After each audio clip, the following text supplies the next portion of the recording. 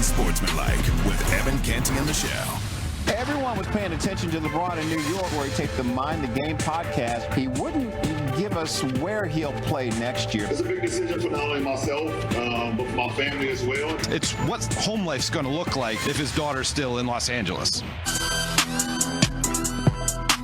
We are Unsportsmanlike, presented by Progressive Insurance. Save when you bundle auto, home, or motorcycle insurance. Visit Progressive.com for more information. Hello, Michelle Smallman. Courtney Cronin in for Chris Canty today. Evan Cohen with you.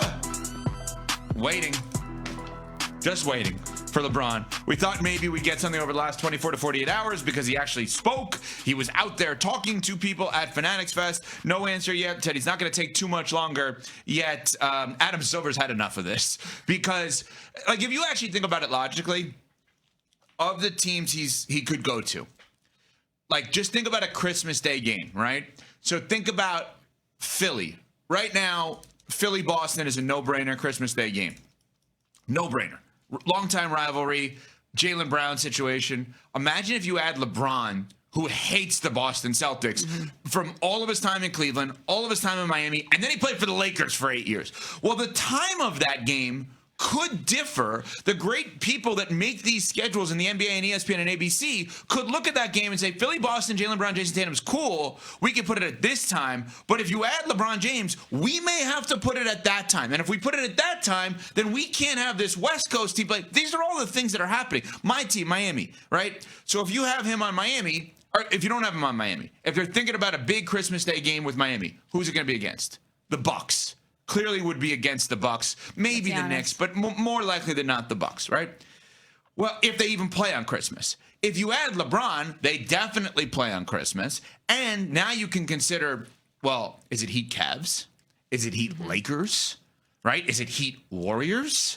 So this is what's happening, and this is why Adam Silver said, hey, let's hurry this up. Adam Silver has been more critical of LeBron watch than he has been about Kawhi Leonard. Maybe circumventing the salary cap. Well, because this is touching the money, potentially. How is that not touching the money? No, though? it certainly is. But this is about advertising. This is about scheduling. Sure. This is about things that he can control. And that process still has to play itself out when it comes to Kawhi and the Clippers and aspiration. But you mentioned that you're a Heat fan. Is this you already kind of setting the table to be annoyed that LeBron's not going to pick your team? Oh, that's interesting. No, I haven't. I hadn't thought about it that way, but that's a good one. Maybe it will be. Yeah. I just think that, like, this is the reason. Listen, people are going to counter the idea of, like, if I were to say, well, guys like Mahomes aren't doing things for attention, then you're going to give me 1,000 things that he does for attention, right? Shohei's not doing things for attention, then you're going to give me 1,000 things that he does for attention. I get that, right? There may not be an athlete in the history of sports that has done more things for attention than LeBron James. And by the way, he's so good and so big, he gets the attention he's searching for. And look at us right now giving it to him. But he knows where he's playing next year. He probably knew where he was going to go at the end of last season while playing for the Lakers. The only curveball would have been Jaylen Brown is now on the Sixers. He knows where he's going to play. And the dragging this on is, in my mind, at this point, just to confirm what Courtney said, which is, look at me. I am still the face of the league, no matter how much you love Wembanyama. But if we're looking at it through that lens, then let's use our powers of deduction. What's the most advantageous time for him from an attention and or business standpoint for him to make this announcement? I'm glad you asked. Let's defer to our favorite. Well, we have a lot of favorites, but really, like, a big-time favorite. I know exactly who it is. It's Brian Windhorst. The ESPN NBA insider on NBA Today with just that, the patience part of this. You know, in Vegas this week, one of the things I was, gleaning, talking to some of the GMs who are hoping to sign LeBron, they understand that they may have to make changes to their team if LeBron wants to come there, that they may have to make a trade or they may have to alter their rotation a little bit. And they are willing to do that. But obviously, the longer you wait in the summer, the harder it is to potentially change your team up a little bit. So the thing about it is, all of these teams really want him. For whatever anybody wants to say, they all really want him. They know that it would be a challenge. They know that there would be some annoyances that come along with him.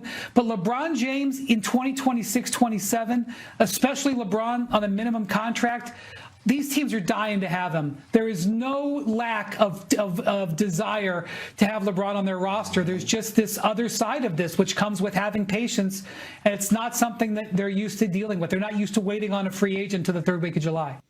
And think about this. For the first time in LeBron James' entire life, I don't even want to say career, entire life, things started to move on without him. In LA, it was very apparent that it was Luka's franchise now. And even though LeBron did everything he could from a basketball standpoint and beyond to make it work in LA at the end, and he deserves a lot of credit for that, it was still Luka's franchise moving forward. And then to think that Rich Paul informs them that he's going to play elsewhere. And ever since we got word on that, all these teams have been salivating over the idea of LeBron James coming to them, clamoring for him to join them, pitching him. He's back where he feels comfortable. And that turns people off, doesn't it, though? But I don't blame him for reveling in that for as long as he possibly can, because this is what his entire life has been. Now, on the flip side of that, you can savor that for a little bit. But what Wendy said, I think, is important.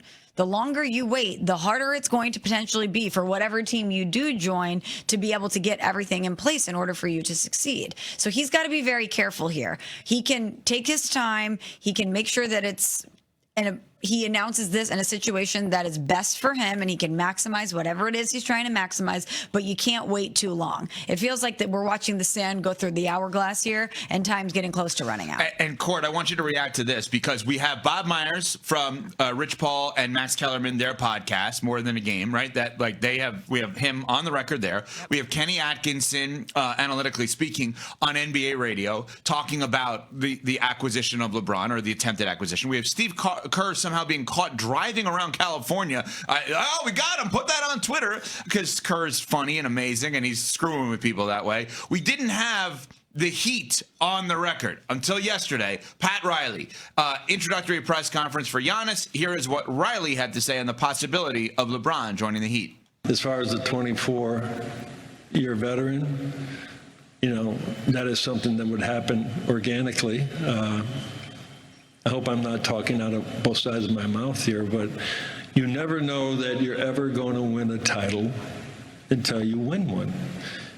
But you'll never win one if you don't have the talent and the coaching to do it. From that standpoint, this is a team that we have right now, and I'm happy with it. And I think, this is Spo's challenge, and I don't want to put any pressure on him, but he knows what he wants. He knows what we have to do.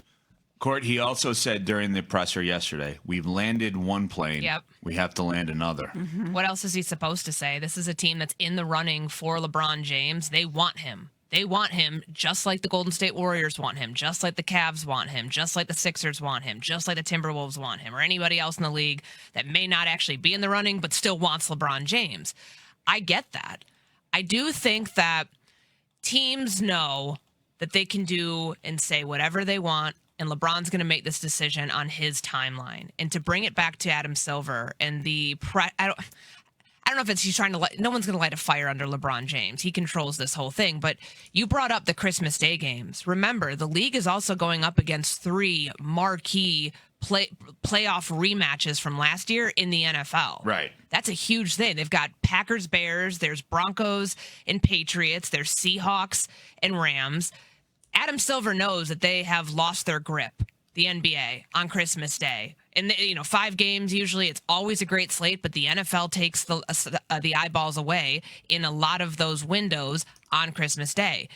This is his last chance to try to grab back some power there, and he knows that. He knows he's going to want to put LeBron on Christmas. So I think it's as much that as anything else, that there's some marquee days where they're going head-to-head with other leagues, particularly the NFL, that they're trying to say, no, we want to take some of our power back there. You're our last chance to do that. Please make the decision in expeditious fashion. And, he's going to take his time. I think about some of the other athletes out there that we get aggravated with because we think they're attention seeking. You think about Aaron Rodgers. People don't like Aaron Rodgers because he's adversarial and because the way he goes about his attention seeking ways.